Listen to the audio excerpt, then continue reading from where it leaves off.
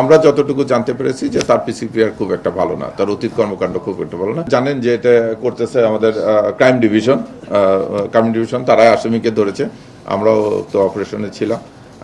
তা এটা নিয়ে গতকাল আমাদের অ্যাডিশনাল কমিশনার ক্রাইম স্যার বিস্তারিত বলেছে।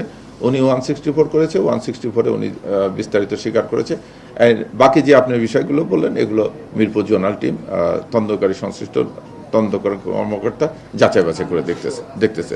তবে আমরা যতটুকু জানতে পেরেছি যে তার পিসিপিআর খুব একটা ভালো না, তার অতীত কর্মকাণ্ড খুব একটা ভালো না, এটা আমরা সাধারণভাবে জিজ্ঞাসাবাদে জানতে পারছি। এবং যে কোনো একটা আপনি জানেন যে এরকম হিনিয়াস ক্রাইমের যে কোনো একটা আসামি ধরা পড়লে আমরা ডিবি থেকে একটা টিম পাঠাই তার হোয়ারঅ্যাবাউটস নেওয়ার জন্য, তার বিস্তারিত জানার জন্য যেটুকু নিয়েছি তাতে বোঝা গেছে যে তার স্বভাব চরিত্র খুব একটা ভালো না।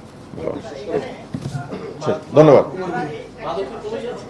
আচ্ছা, আর একটা জিনিস, ওই যে আর একটা ছোট্ট একটা আপনি জানেন যে গত 1 তারিখ থেকে আমাদের মাদক চাঁদাবাজ 4টে জিনিস নিয়ে আমরা কাজ করতেছি। অনলাইন জুয়া, মাদক, তারপরে চাঁদাবাজ, এদেরকে নিয়ে অভিনব পন্থায় মাদক বহন করতেছে। আপনারা দেখছেন যে ডেলি লেবার সেজে, মানে নির্মাণ শ্রমিক সেজে নিয়ে যাচ্ছে। 3টে হয়তো ভালো কড়াই নিছে, যে কড়াইগুলো ওরা যে মশলা বহন করে, আর একটা কড়াইয়ের নিচে বিশেষ পদ্ধতিতে আর একটা লেয়ার দিয়ে তার ভিতরে মানে ইয়াবা বহন করেছে।